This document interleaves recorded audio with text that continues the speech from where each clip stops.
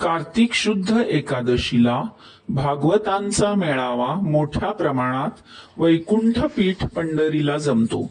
पुण्यपावन विठुरायाची नगरी हरिनामाच्या प्रचंड गदारोळाने दुमदुमून जाते.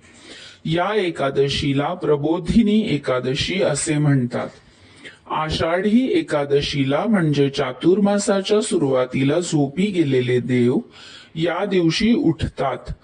या दिवशी उपवासाचे व्रत जे लोक करतील त्यांची संकटे हरतील असे महा एकादशी देवीचे वचन. म्हणून सगळे लोक दरवर्षी कार्तिकी एकादशीचा उपवास करतात आणि तिन्ही देवांचा, ब्रह्मा, विष्णू व महेश यांचा एक अवतार जो पांडुरंग, त्याची उपासना करतात.